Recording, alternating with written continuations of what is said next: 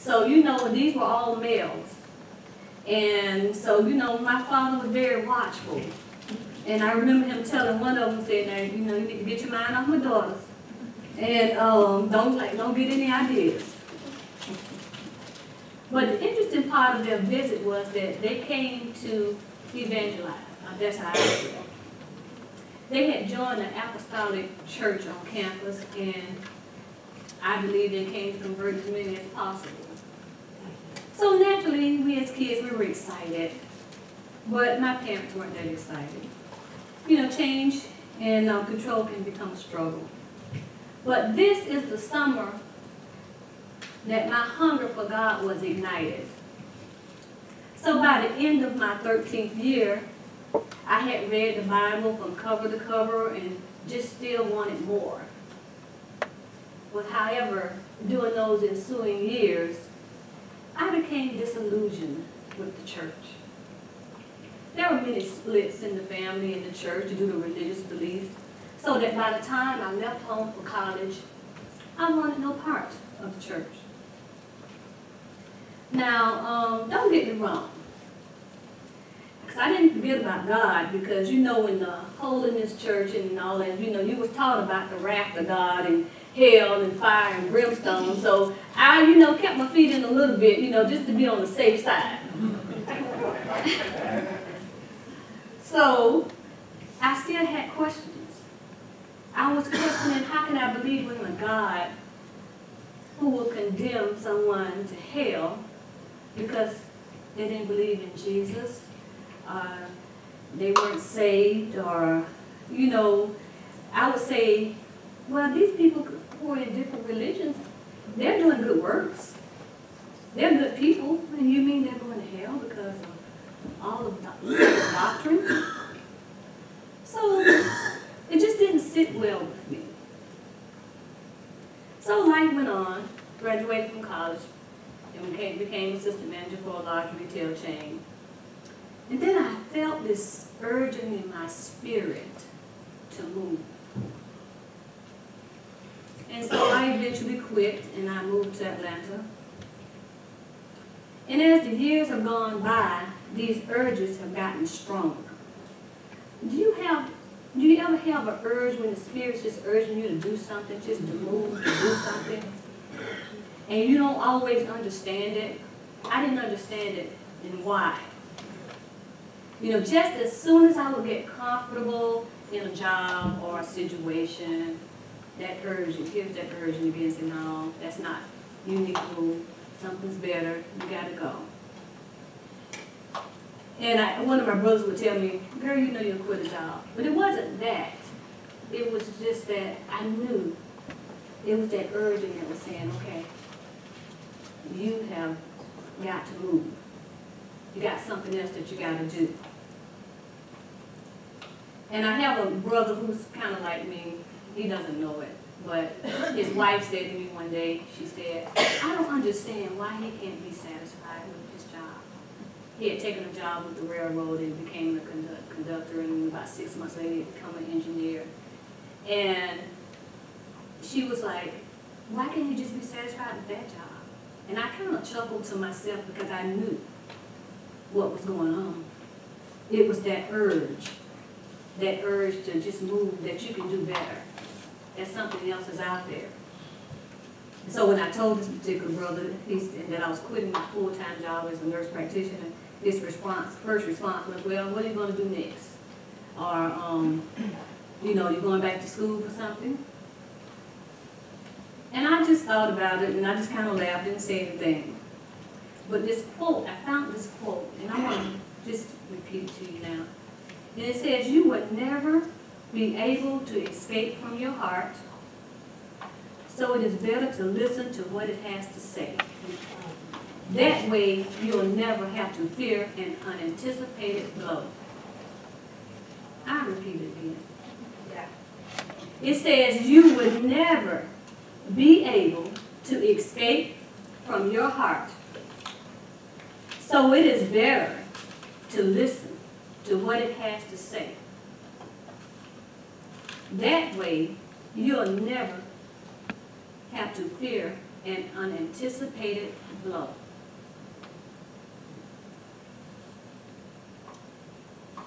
So as the years passed, I began to remember the 23rd Psalm. The Lord is my shepherd. And could this be God? How many of you have ever got the feeling that you're supposed to be doing something more? Like something inside of you keeps prodding and pushing you to greater and higher heights? Well, it happened again this year. Toward the end of last year, I started getting that urge again. Now, you know I'm working at this clinic, making good money, and this urge just kept getting stronger and stronger. So that by January, I put in a 3-month notice saying that I'm going, I gotta go, do my own business, whatever. But guess what? 2 weeks after I put in that notice, they made the announcement that they were closing 6 other clinics. So God knows. But then I began to question God. I said, Lord, you know I gotta pay my bills. You know I gotta eat. And I'm scared. But deep inside of me, that still voice kept saying, have I ever failed you? Have I ever failed you? So, life is passing. So last year, I kept hearing people talk about this book called The Alchemist. And after a while, I just knew I had to buy it. And guess what the book was about? A shepherd. A shepherd. And so I started to say, okay, well now, what does a shepherd do? And so I did some research. And I'm going to name some things that a shepherd does. You may want to write this down. A shepherd keeps the flock intact. A shepherd keeps the flock intact. A shepherd protects the flock from predators. Protects. A shepherd guides his flock to the market areas in time for shearing. So he's not going to let that wool just mat on him. A shepherd is their provider. And over time, that shepherd starts to know the best grazing pastures, the best areas to take his flock to. Amen. I need to say that again. Over time, that shepherd, he knows the best grazing areas and pastures to take those sheep to. And a shepherd knows how many sheep he has. He knows their personalities. He can even identify their sound. He knows when one is missing. And because that shepherd is with his sheep day and night, they learn to trust him. And in return, they are able to be their true self, sheep. Now you ought to get happy about it. Because I did when I read it. I said, and because that shepherd is with them day and night, they learn to trust him. And in return, they are able to be their true self, sheep. And then in return, they start to produce that wool that he needs, and that milk and that cheese. So they're doing what they're supposed to do, and the shepherd is doing what he's supposed to do. But then that shepherd also has a crook. And you know what a crook is? It's that staff. It looks like a large cane. It has that hook on the end. And what is that hook for? That hook is to recover the fallen sheep. Like when they fall into a ditch, or when they get in trouble, he can pull them out with the hook of that crook, or the crook of that hook, or whatever. And he can pull them out of the ditch by the head or the leg, and he can just pull them out of trouble. Yes. See, that's what a shepherd does. He provides and protects them and all the other stuff in between. So life happens. In this journey in life, things just happen. And the old folks used to say, yeah, well, we all getting there. Just keep living. And you know, as a young adult, a young person, you always wonder, what does that mean? Just keep living. And as I've gotten older, I began to understand what it means. That you're going to experience some things in life. Just keep living. And so, I found this quote in the book. And it says, people are afraid to pursue their most important dreams because they feel they don't deserve them or that they'll be unable to achieve them. People are afraid to pursue their most important dreams because they feel that they don't deserve them or they are unable to achieve them. Now, I won't ask how many feels that way. I won't do that. But I want you to just think about it. So more and more, I have come to appreciate Psalms 23. You see, in the good times and the bad times, God is there. When we worry about things, God is there. When there are situations come up that we just can't handle on our own, God is there. When that doubt and that fear creeps in, God is there. But when we get that unexpected check in the mail, God is there. And when we get that good doctor's report, God is there. So God is there always. You see, I've been in search of God most of my life. And I finally started to understand that God has been there all the time. Inside of me. That God is not some vengeful, wrathful God up in the sky, keeping track of all my sins. That God is good. God is love. And all I got to do is look within. So how you choose to continue your journey, just remember, God is always there. God is in you, in each and every one of you. When you think about all those promptings and urges that you get to do something better, to just be different, to get you out of that comfort zone, and to produce some good, God is there. And I always like to ask the question,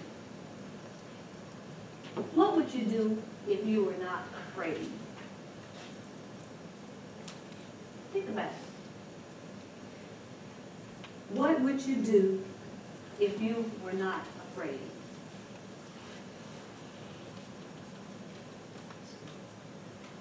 So as I get ready to close, I'm going to repeat the 23rd Psalm again.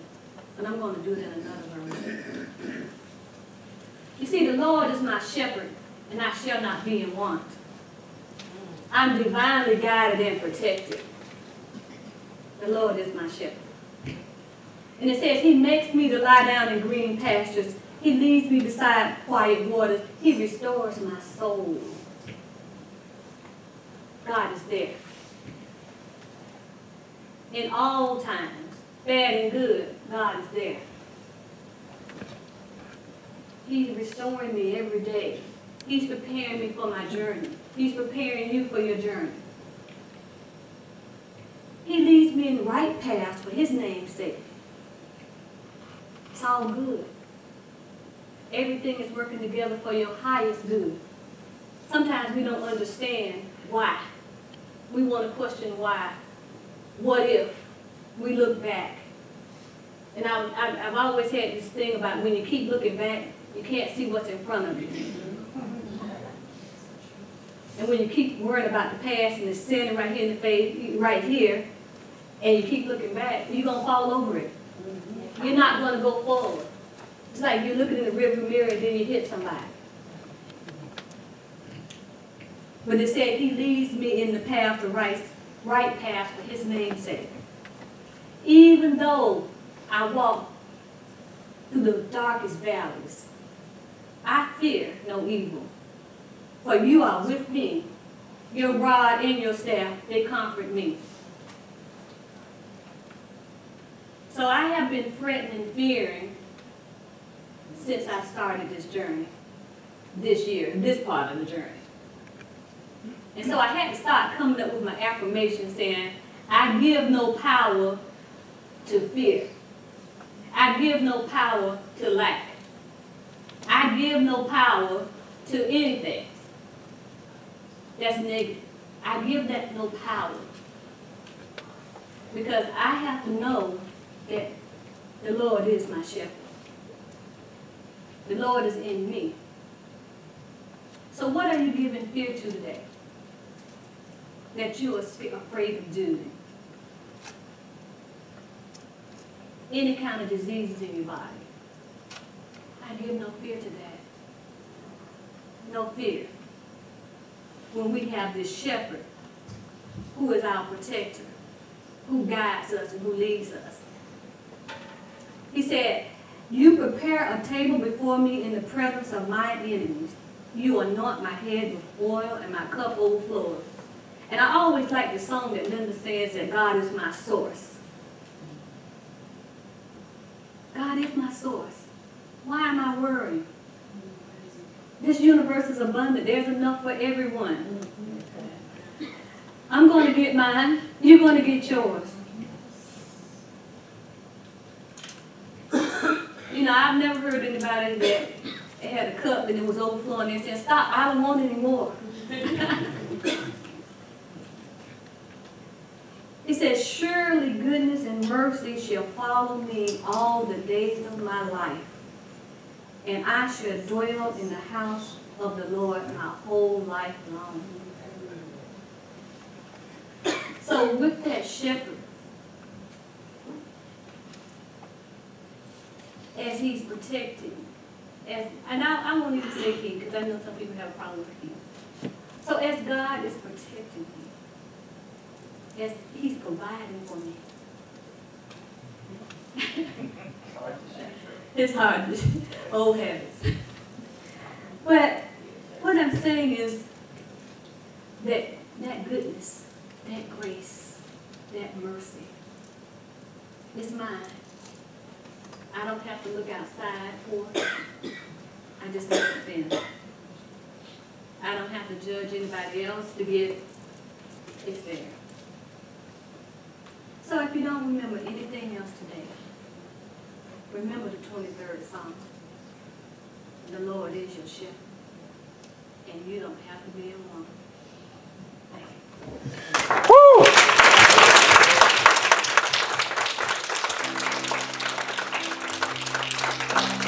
I'd like to ask you to come up and join Linda and sing a duet on this tune that I think you might recognize.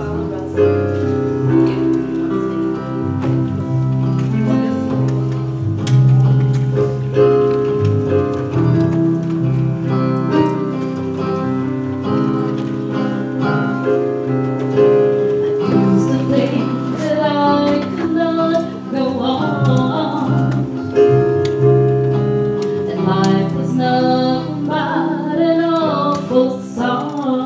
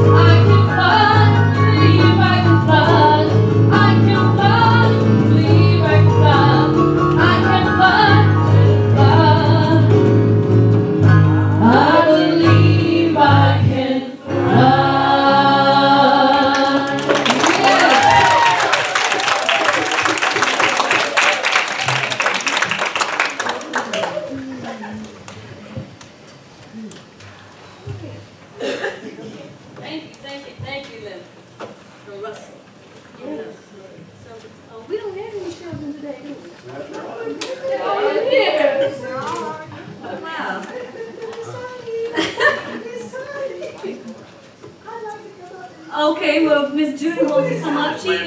When it's time. Come on, we're playing for you then.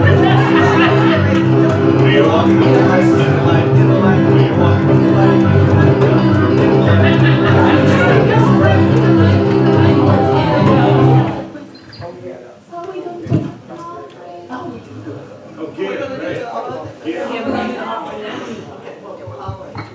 Well, go ahead. We'll let you do it. Well, okay. Well, I just wanted to come up because I wanted to say, everyone, you, and all of you. It was my pleasure for you to be my teacher this morning. And of course, it's Tiny. It's Tiny. She's also one of our unit teams, that's our middle school, and while you were just high school teachers. So, like I said, I just wanted to come up just for nothing but to say thank you. Thank you for what you did this morning. I'm so proud of each and every one of you. Okay. So now it's offering time, but we don't take up the, we don't pass the basket around, but we ask that at the end of service that you drop it in the prosperity bowls back there. But we're gonna sing our song. 3, 4, give. God gives it back to you. Good measure, press down, and shake it together. Give. God gives it back to you. God gives it back to you. Give. God gives it back to you. Good measure, press down, shake it together. Give. God gives it back to you. God gives it back to you. God gives it back to you. God gives it back to you.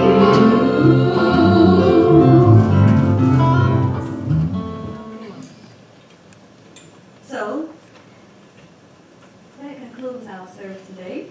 So we're gonna stand. And, well, first of all, do we have any birthdays? Oh, Dr. Anna. Happy birthday to you. Happy birthday to you. Happy birthday, dear Anna. Happy birthday to you. And many more. Okay, so let us all stand.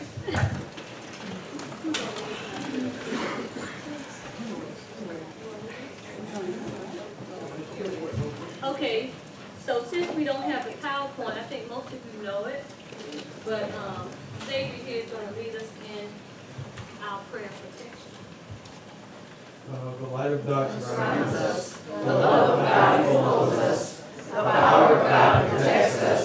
The presence of God watches over us. Wherever we are, God is, and all is well. Amen. And